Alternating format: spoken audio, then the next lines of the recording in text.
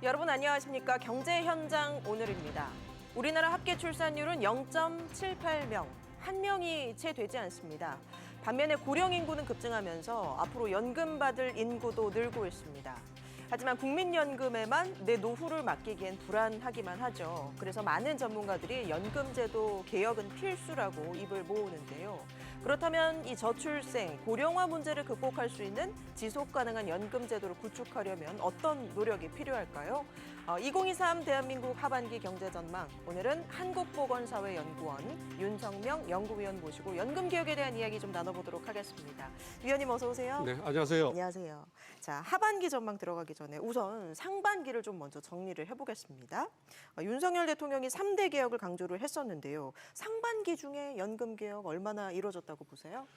지금 연금 개혁이라는 게 하루 이틀 동안에 할 수 있는 건 아니니까 예. 지금 일단 정부에서 추진하고 있는 건 제5차 국민연금 재정계산위원회가 가동되고 있습니다. 그래서 8월 말경에 아마도 그 재정계산위원회에서 논의된 내용들에 대한 공청회가 개최될 예정일 거고요. 예. 상반기에는 그러니까 이제 논의가 그 공청회에 내놓을 안을 준비하는 회의가 지금 집중적으로 이루어지고 있습니다. 예. 또 하나 이제 국회 차원에서는 국회 연금특별위원회라고 들어보셨을 텐데 민간 자문위원회에서 이제 위원들이 굉장히 치열하게 논의를 하고 있고요. 네. 어제도 저희가 또 국회 NATV에서 생중계하면서 2시간 반 가까이 예. 논의를 했습니다. 예. 그 국회 연금특별위원회 역시 상반기에는 논의 위주로 가고 한 10월 말쯤에 어떤 논의 내용들을 정리해서 국민 여러분들께 알려드릴 것 같습니다. 예. 지금 쭉 논의를 하고 계시고 사실은 이전 정부에서도 많이 거론이 됐던 문제인데 참 쉽지가 않습니다. 가장 문제점이 뭐라고 보세요? 우리가 연금 개혁을 한다 그러면 예. 두 가지 이제 제대로 소위 말하는 모수 개혁이라는 건 받는 액수나 부담하는 보험료를 조정하는 걸 의미하는데 예. 계약이 아닌 개혁을 한다 그러면 좀 고통스러운 쪽으로 갈 거 아니겠습니까? 부담 수준은 좀 올려야 될 거고 받는 수준은 예를 들면 지금 저는 예정된 것보다 더 삭감하는 걸 주장을 하는 입장은 아닙니다만 어쨌든 예. 재정 안정화 조치를 취한다 그러면 받는 거는 상대적으로 좀 덜 받고 부담하는 건 이전보다 과거보다 더 부담해야 되니 이제 그 부분에 대해서 일반 국민들이 좋아할 국민들이 많지 않을 거 아니겠습니까? 그렇죠. 그게 또 이제 총선도 있고 또 대선도 있는데 그런 선거를 앞둔 시점에서 국민 여러분들한테 개혁은 필요하지만 지금보다 좀 더 부담하시라 그러면 아무래도 씀씀이가 좀 줄어들 수밖에 없는 거 아니겠습니까? 예. 그러다 보니까 어떤 정치적 판단에서 필요성은 느끼지만 역대 정부들이 적극적으로 추진을 못했던 것 같습니다. 맞는 말씀이에요. 국민 입장에서는 덜 내고 더 받고 싶은 게 사실 마음이 그런데 그러기에는 또 재정도 한계가 있을 테니까요.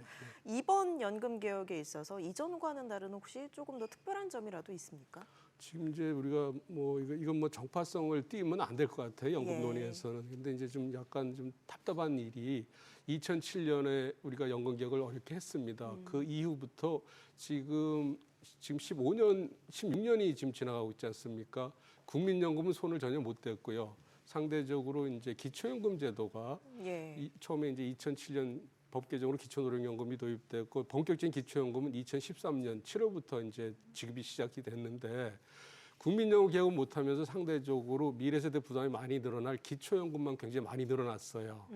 처음에 한 10만 원도 안 되던 기초노령연금이 지금 32만 원 넘게 지금 올라왔거든요. 그건 뭐냐면 수급자도 예를 들면 제가 조금 이따 말씀드리겠지만 600만 명이 넘어가다 보니까 이 부담이 굉장히 늘어나거든요. 그런 반면에 저희가 이제 지난 문재인 정부 때도 5년 동안 국민연금 개혁 필요성은 많이 거론됐지만 개혁을 못했습니다. 그러다 보니까 동일한 수준의 재정 안정을 달성하기 위해서 보험료를 한 2%포인트를 좀 더 올려야 되는 상황이 됐어요, 이미. 근데 지금 이제 만약 윤석열 정부에서도 아까 우리 사회자님이 말씀 주셨지만 국민 여러분들이 싫어하잖아요.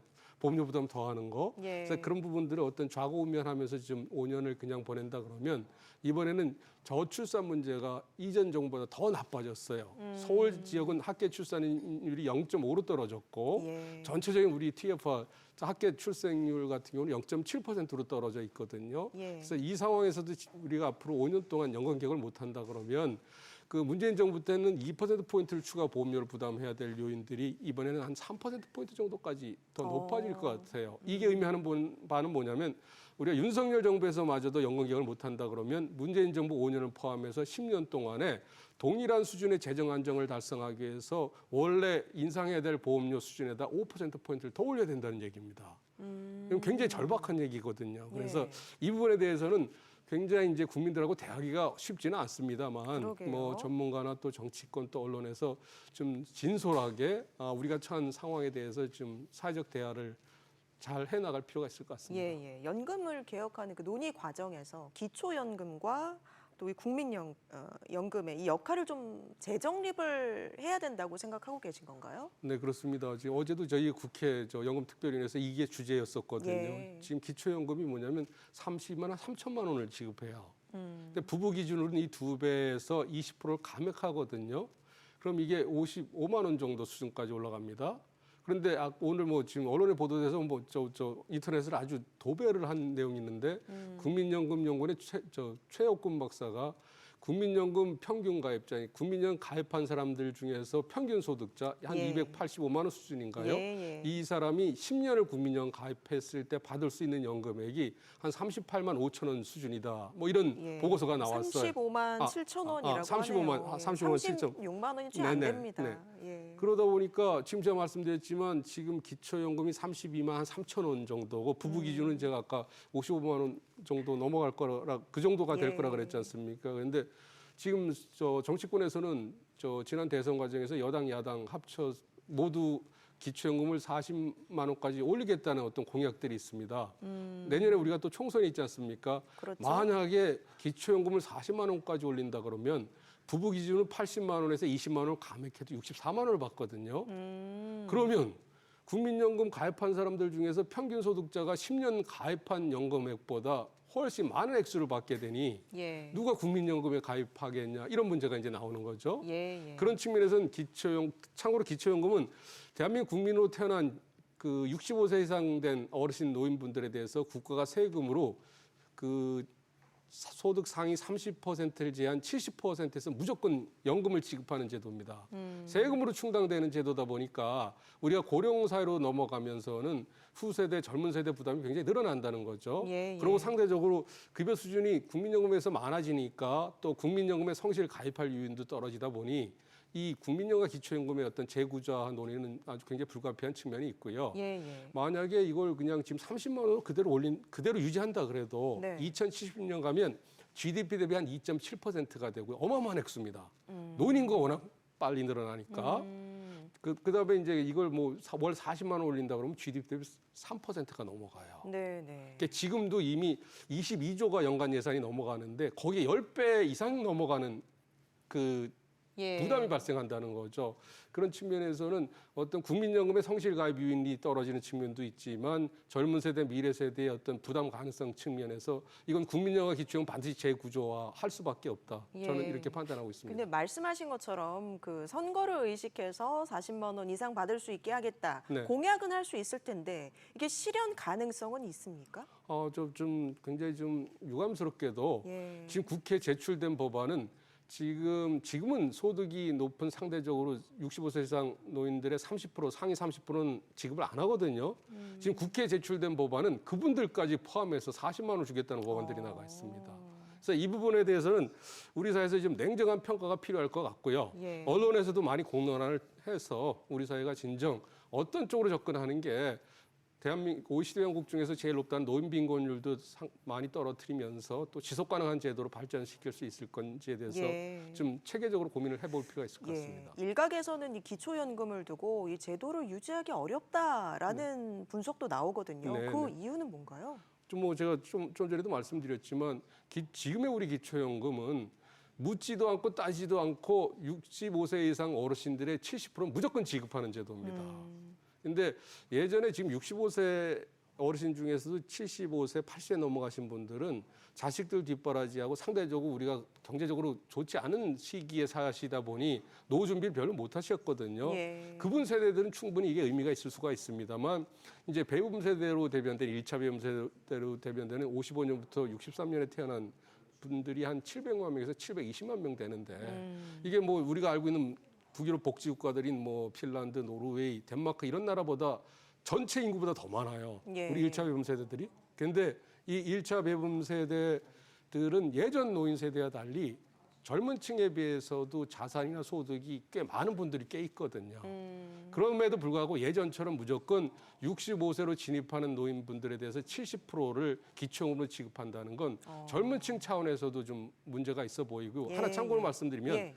지금 기초연금 선정 기준이 소득 인정 기준으로 월 202만 원인데 그건 재산이 있는 경우를 감안한 거고 예. 재산이 하나도 없을 경우에는 순수 이론적으로는 월 400만 원 정도까지 근로소득이 있는 경우도 기초연금을 받을 수가 있습니다. 만약 이게 젊은 층들한테 알려진다 그러면 젊은 층 중에서 200만 원, 월 300만 원 받는 젊은 층들이 이런 제도 운영을 받아들이기 어렵겠죠. 예, 예. 맞습니다. 그 재정 문제, 네네. 그 뭐 연금 고갈된다 뭐 이런 얘기가 참 많이 나오는데 네. 지금 현재 상황으로 흘러간다면 국민연금이 언제쯤 고갈이 된다고 봐야 되나요? 지금 5차 재정 계산 결과가 지난 3월에 났습니다. 예. 그래서 저 4차 2018년에는 2057년에 기금이 소진될 걸로 전망이 됐는데 이번 재정 전망에서 2055년으로 2년이 당겨졌고요. 그리고 기금이 이제 최대 적립금이 2040년에 1,755조 원까지 쌓였다가 2041년부터는 이제 기금 적립된 기금이 줄어들습니다. 예. 근데 이제 우리 사회자님도 이걸 잘 이해를 하셔야 되는 게 뭐냐면 네. 2040년부터 2055년 15년 동안에 1,755조만 없어지는 게 아니라 그 기간 동안에 가입자들이 내는 보험료 수입이 있을 거 아니겠어요? 네, 네. 그다음에 1,755조부터 시작해서 좀 줄어들지만 예. 기금 투자 수익이 매년 있을 거 예, 아니겠습니까? 그러니까 15년 동안에 1,755조 원 플러스 매년 15년 동안 가입자들이 내는 보험료 수입에다가 기금 투자 수익을 합친 전체 액수가 15년 동안 없어진다는 겁니다. 그러니까 2,000조가 훨씬 예. 넘는 금액이 15년 동안 없어진다는 거죠. 이게 시사하는 바는 뭐냐면 우리나라 인구 구조가 우리 연금의 어떤 수급 부담 구조가 전 세계에서 유례를 찾아보기 어려울 정도로 받는 사람은 빠르게 늘어나는 반면에 부담하는 사람은 줄어들다 보니 다른 나라처럼 평균적으로 적정할 게 아니라 굉장히 강도 높은 계획을 해야만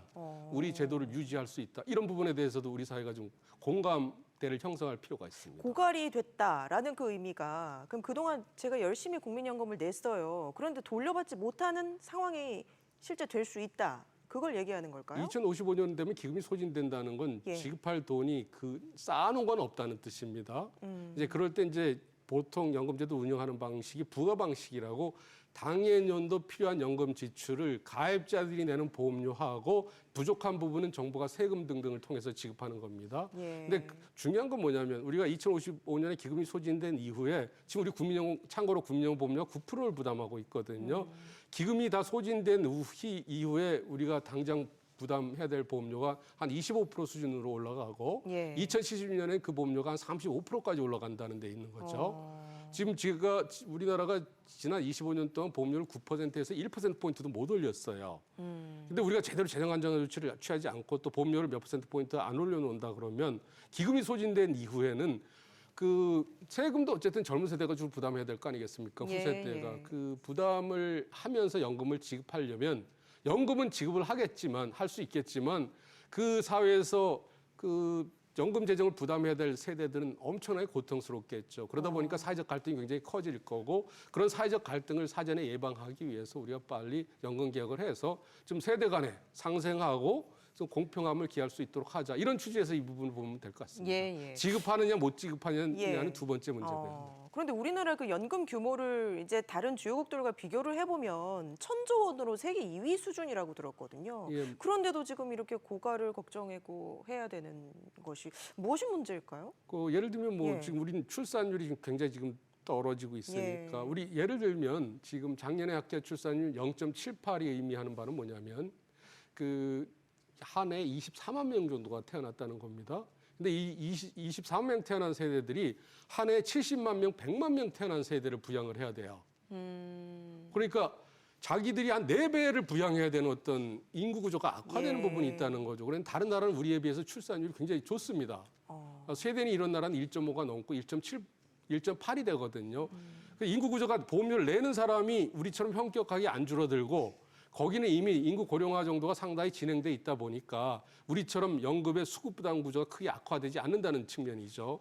그들 나라는 기금 많이 안 쌓아놓고 있어도 이미 제도가 균형 상태에 들어가다 보니까 연금 그 보험료 수입이 들어오는 거하고 나가는 거에 균형이 맞아야 했는데 예. 우린 지금 1,000조 있지만 이 1,000조라는 게 앞으로 아까 제가 말씀드렸잖아요. 15년 동안 2,000조 넘는 액수가 빠져나간다는 거. 예. 그 받는 사람들이 많이 있지 않아서 잠시 쌓아놓은 돈이기 때문에 실제적인 어떤 제도 균형 상태, 재정 건전성 측면에서는 다른 외교에서 굉장히 나쁘다고 볼 수 있는데 지금 당장에는 1,000조 정도가 있으니까 왜 연금 개혁이 시급하다 그러냐? 그러게요. 다른 돈도 얼마 안 예. 갖고 있는데도 잘 운영하지 않느냐?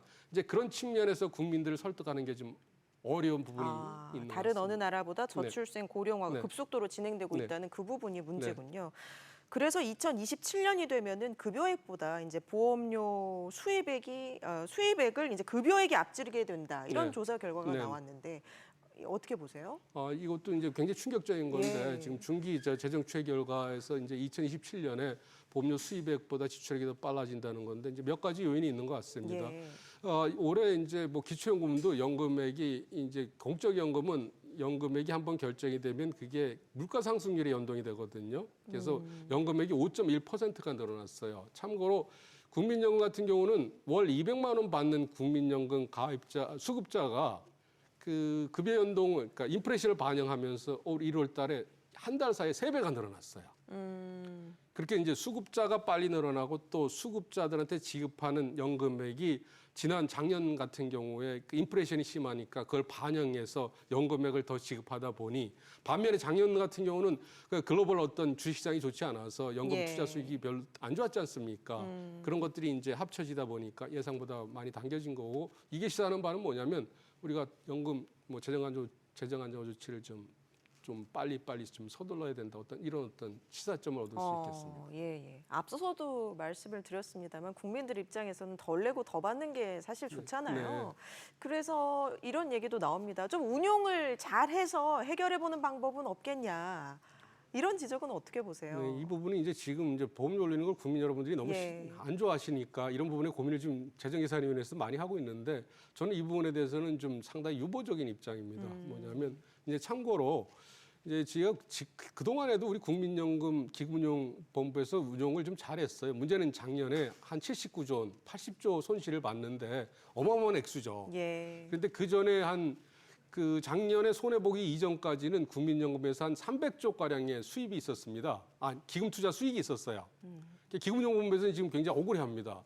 우리가 돈을 굉장히 많이 벌었을 때는 잘했다는 말 하나도 없다가 한 해 80조 정도 손해를 보니까 이 부분에서는 굉장히 비난이 많다 그러는데 또 올 상반기에 이제 주식시장이 좋아서 그 손실 본 부분을 대부분 회복을 했습니다. 복구를 했습니다. 예. 근데 이제 제가 말씀드린 건 뭐냐면 지금도 지금의 어떤 기금운용 포트폴리오에서도 3년에 한 번씩은 기금운용 수익이 마이너스가 날 확률이 있습니다. 예. 근데 우리나라 국민들이 기금운용 수익에서 마이너스가 나면 국민연금, 기금운용 보면 뭐 하냐, 운용 잘못한 거 아니냐, 운용 잘못한 거 그거 그렇게 하지 마, 국민연금 보험료 올린다 그러지 말고 기금운용이나 잘하라 이런 식의 이제 또 여론이 들끓거든요. 예. 그래서 우리가 지금보다 기금운용 수익을 더 높이려 그러면 지금보다 훨씬 더 공격적인 포트폴리오를 구성해야 되는데 그렇다 그러면 기금이 손실을 볼 수 있는 주기가 지금 3년에서 2년 이런 식으로 당겨질 수 있다는 거죠. 이제 그렇게 되면 국민들의 어떤 국민연금에 대한 신뢰도가 떨어질 수도 있으니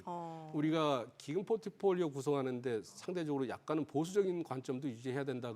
그런 면을 봤을 때는 예. 기금운용 수익률을 굉장히 잘해서 재정 안정화를 달성하자는 그런 측면은 좀 한계는 있어 보입니다. 그렇다고 뭐 이걸 그냥 뭐 이렇게 대충 기금운용 하자는 게 아니고 뭐 우리가 할 수 있는 최대 한으로 기금 수익률은 최고로 올려는 되겠죠. 예. 그 노력을 한다는 전제하에 기금 운용 수익률을 높아서 재정 안정을 달성하는 쪽으로 가자는 건 이거는 제도 균형을 맞추는 게 우선이지 보험료하고 급여 지출에 제도 균형을 맞추는 게 우선이지 기금 수익률을 통한 재정 안정화 달성에는 한계가 있다. 그러면 그렇습니까? 참고로 우리 수준의 국민연금 급여를 지급하는 나라들의 평균 보험료율이 OECD 회원국들이 한 18%에서 20% 수준입니다. 우리는 보험료를 그 절반이 9%만 부담하고 있거든요. 예. 그래서 어떻게 해서든 국민 여러분들과 대화를 하고 설득을 해서 그 간극을 가급적 좀 빨리 좀 줄여줄 필요가 있을 것 같습니다. 일각에서는 또 그 운용 수익률 대비 국민들이 받아가는 금액이 더 크다, 너무 네, 크다 네. 이런 지적도 있거든요. 이건 어떻게 봐야 돼요? 맞습니다. 제가 말씀드리는 게 예. 지금 우리 지금 국민연금 급여 산식 그러니까 연금 지급률이 42.5%거든요. 분모가 근로기간 기간 동안의 평균 월급입니다. 분자가 연금액인데 그게 42.5라는 겁니다. 그 정도를 지급하기 위해서는 뭐 산술적으로 제가 계산을 해보면 최소 보험료를 18% 이상 걷어야 되는 제도거든요. 그런데 우리가 예전엔 급여를 70%로 출발했음에도 불구하고 보험료를 3% 걸었었고 지금도 25년 동안 보험료는 9%를 걷다 보니까 예. 지금 뭐 민간에서 운영하는 어떤 제도하고 비교해 봤을 때는 받는 돈 대비 거의 2배 가까이 가는 제도라고 볼 수가 있는 거죠. 그러니까. 연금 개혁의 뭐 대표적인 나라라고 하면 프랑스를 떠올리시는 분들이 많은데 프랑스의 사례를 좀 우리와 비교를 해보았을 때 우리가 좀 주목해봐야 되는 지점 어떤 게 있을까요? 네, 프랑스가 주목을 받는 거는 예. 이 연금 개혁을 잘한 나라들이 대체적으로 의원내각제를 채택하는 나라입니다. 그런 나라에서는 연금 개혁하고 이제 총선에 또 정권이 바뀌든 몇 년에 또 총선해 갖고 다시 정권이 그러면서 뭐 이게 뭐 잊혀지는 측면도 있다 그러는데 이제 이건 예. 너무 과장이 된 측면이 있고요. 그래요? 프랑스가 주목받는 이유는 어쨌든 대통령제 국가에서 연금 개혁을 강하게 밀어붙이다 보니까 우리나라도 대통령제다 보니까 관심을 많이 갖고 있는 것 같고 일단 프랑스가 관심을 갖는 건 뭐냐면 이제 프랑스는 다른 어떤 유럽 국가에 비해서 연금 개혁의 속도가 굉장히 뒤처진 게 사실입니다. 예. 그 배경에는 프랑스는 1년 농사, 서유럽에서 가장 비옥한 땅을 갖고 있어요. 1년 농사를 지으면 2년을 먹고 살 수 있고 막대한 어떤 루브르 박물관 같은 아주 굉장히 선대 문화유산 바탕으로 상당한 관광 수입을 갖고 있지 않습니까? 예. 그렇게 천연 조건이 좋고 사회적 여건이 좋음에도 불구하고 연금 개혁을 제때 안 하면 굉장히 많은 국가적인 홍역을 치를 수 있다는 측면에서 저희가 많은 시사점을 얻을 수 있을 것 같고요. 예. 그런데 이제 그러한 프랑스조차도 1년 농사지면 2년 먹고 사는 그런 프랑스조차도 보험료 수입은 우리에 비해서 3배 정도 부담을 하고 있습니다. 그리고 그 전체적인 국민연금 가입 기간도 우리가 지금 예상하는 것보다는 지금 현재 이미 10년, 15년 더 가입하고 있습니다. 그럼에도 불구하고 사회보장기여금을 40한 2년에서 3년 늘리고 은퇴 시점을 62세에서 64세로 늘린다는 건 뭐냐면 우리는 뭐 군대 갔다 오고 대학 다니고 대학원 다니다 보니까 직장을 갖는 시기가 늦지 않습니까? 예, 예. 그들은 뭐 10대 후반부터 직장을 갔다 보니까 62세까지 일한다 그러면 이게 40년 이상 일하고 40년 이상 보험료를 내는 거다 보니 그러네요. 특히 육체 노동하고 힘든 작업을 하는 분들은 굉장히 이게 힘들거든요. 예. 예, 그런 측면에서 반발이 이제 굉장히 많이 나왔는데 다행히 이제 마크롱 대통령이 그 연금 개혁 법안을 통과시키면서 그런 취약계층 또 육체적으로 어려운 분들에 대해서는 좀 예외 조항을 좀 두면서 통과시킨 걸로 알고 있습니다. 네. 또 세계적으로 연금 개혁에 성공한 나라로 또 일본이 꼽히는데 일본이 연금 개혁을 하는데 30년이 넘게 걸렸다고 하더라고요. 최종적으로 봤을 때 어떤 점이 이 성공의 주요했다고 보십니까? 일본은 잘했습니다. 이제 우리 연금제도가 독일의 비스마르크형 연금제도가 일본을 거쳐서 들어왔는데 어느 순간부터 우리하고 일본은 다른 길을 가고 있어요. 예. 일본은 두 가지 면에서 굉장히 잘했습니다. 하나는 1959년 11월까지 일본 공무원연금은 공무원 가입자 자신의 보험료를 한 푼도 안 내는 응급제도. 예전에 프로이센의 카이저가 지급하던 응급제도를 운영해 왔는데 2015년에 일반 국민하고 공무원들이 명실상부하게 똑같은 제도로 커먼 펜션, 동일연금 제도라는 걸 일단 도입해서 예. 우린 연금 개혁하자 그러면 국민연금 가입자들은 공무원사 군인연금 먼저 개혁하라 그러고 공무원사 군인연금 가입자들은 우리 할 만큼 했으니 국민연금 먼저 가입하라면서 나의 탓은 하고 남 탓만 하고 있지 않습니까? 예. 근데 일본은 동일연금, 명실상부한 동일연금 제도를 운영하다 보니 그런 사회적 갈등 요인이 좀 적고요. 이것보다 더 중요한 건 뭐냐면 우리가 일본 제도를 모방했는데 우린 지금 2055년에 기금이 소진되고 뭐 앞으로 누적 적자가 엄청난 액수로 늘어납니다. 제가 1인당으로 환산해 보면 2093년까지 지금 미적립 부채 그러니까 이미 지급하기로 약속한 액수 중에서 우리가 1,000조를 갖고 있지만 이게 무슨 의미냐면 우리가 1,000조의 적립금을 갖고 있지만 국민연금에서 이미 국민들한테 지급하기로 약속한 액수가 최소한 2,500조가 넘습니다. 그래서 1,000조를 빼면 1,500조가 될 거 아니에요. 그걸 1인당 국민연금 가입자 2,300명으로 나누면 1인당 이미 빚지고 있는 게 한 7천만 원 정도가 됩니다. 이제 이런 수치를 갖고 우리가 국민하고 대화를 해야 되는데 예. 그리고 기금 소진 시점은 2055년인 거고요. 근데 일본은 잘한 게 뭐냐면 지금부터 100년 뒤인 지금이 2023년이니까 그 23년까지 줄 돈을 갖고 있어요. 그러니까 두 가지 면에서 굉장히 잘하고 있는 거죠. 하나는 연금으로 인한 직군별 갈등이 없는 식으로 제도를 개편한 게 있고 또 하나는 우리 지금 예를 들면 1990년생들이 우리가 은퇴할 때면 기금이 소진돼서 연금 못 받을 거라고 불안이 굉장히 많지 않습니까? 개혁한다고 그러는데 우리한테만 피해가 오고 수급자나 퇴직이 얼마 안 남은 사람들한테는 아무런 그 고통이 없는데 이게 무슨 개혁이냐 이런 식으로 지금 반발하고 있지 않습니까? 근데 일본은 100년 뒤에도 연금 줄 돈이 있다 보니 우리처럼 MZ세대나 젊은 세대들이 연금제도에서 불만을 가질 요인이 상당히 적다는 거죠. 그런 부분에서 우리가 굉장히 본받아야 될 것 같고 또 우리도 그런 부분들을 많이 또 국민 여러분들하고 알리면서 대화를 해야 될 것 같습니다. 가입자들이 또 걱정하는 부분이 소득 대비 받는 연금 비율을 말하는 거죠. 소득 대체율. 이 부분이 이제 떨어지는 거거든요.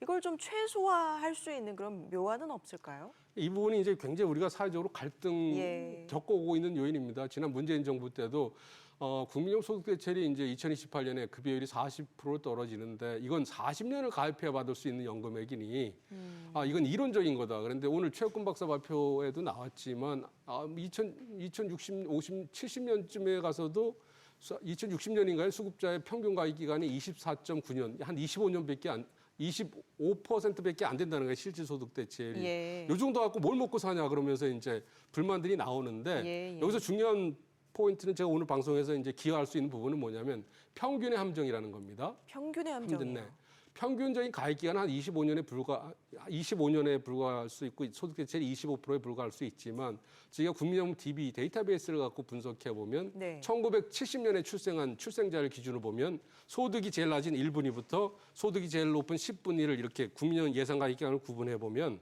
소득이 제일 낮은 1분위는 앞으로 예상 가입 기간이 19.4년, 20년이 안 됩니다. 지금 말한 평균 가입 기간 25년, 27년이 채 안 됩니다. 반면에 소득이 제일 높은 10분위는 예상 가입 기간이 33.9년, 34년으로 예상이 된다는 겁니다. 근데 여기서 함정이 있습니다. 지금의 국민연금 최대 가입할 수 있는 연령은 만 59세로 묶어놨어요. 근데 우리가 올해 연금 수급 연령이 이미 63세가 되고 이제 2033년 되면 이게 65세로 올라가거든요.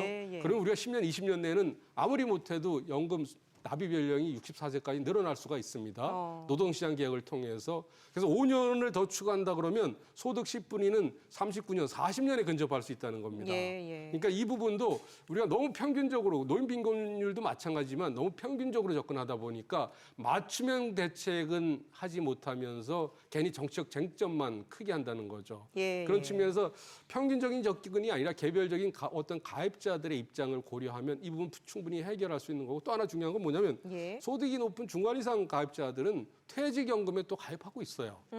개인연금에도 가입하고 있고 이걸 다 합치면 뭐 고소득층들은 제대로만 노후 설계를 젊었을 때부터 한다 그러면 다른 나라 어느 연금제도에 비해서 뒤떨어지지 않은 많은 연금액을 받을 수가 있습니다. 이걸 종합적으로 우리가 고려를 좀 해야 될 것 같습니다. 종합적으로 알겠습니다. 끝으로 이제 8월 말에 앞서 뭐 공청회도 있다고 하셨고 이제 하반기에 종합적인 계획이 마련이 될 텐데요. 이 내용이 꼭 들어가야 된다. 어떤 것들이 있을까요? 일단은 뭐 제가 봤을 때는 이제 그 우리가 그 기초연금 부분은 종합운용계에서 나오기는 좀 어려울 것 같은데 중요한 부분은 뭐냐면 연금 계획에도 골든타임이라는 게 있다는 겁니다. 아까 말씀드렸지만 지난 정부에서 5년 동안 연금 계획을 못하다 보니까 동일한 수준의 재정 안정을 달성하기 위해서 2%포인트를 더 올려야 되는 일이 발생했다 그랬지 않습니까? 이번에도 못하면 3%포인트를 더 추가적으로 보험료를 부담해야 되니 이제 굉장히 국민 여러분들이 싫어하시지만 뭐 우리 언론 또 정부, 국회, 정치권에서 적극적으로 국민들하고 대화하고 공론하면서 연금 계획에도 골든 타임이 있다 그러니까 이번엔 보험료를 올려야 된다. 그래서 그 보험료를 늦어도 2차 배움 세대 50만 명이 노동시장에 떠나기 전까지는 최소한 보험료를 제 생각은 그렇습니다만 한 지금 9%를 한 15%까지 10년 동안에 매년 0.6%포인트 정도는 올려줘야 그게 적어도 우리 후세대, 젊은 세대들한테 기성세대들이 할 수 있는 도리라고 생각합니다. 그래서 이번에는 그동안 25년 동안 1%포인트 못 올린 보험료를 향후 10년 동안에 우리가 한 6%포인트는 올리겠다. 한 번이 아닌 한 10년에 걸쳐서. 점진적으로. 점진적으로. 이 내용은 꼭 들어가야만 이 연금제도가 세대 간 상생하면서 진짜 진정한 국민의 노후를 보장해주는 제도로 거듭날 수 있을 것 같습니다. 알겠습니다. 여기까지 듣도록 하겠습니다. 네. 지금까지 윤성명 한국보건사회연구원 연구위원과 함께했습니다. 고맙습니다. 감사합니다.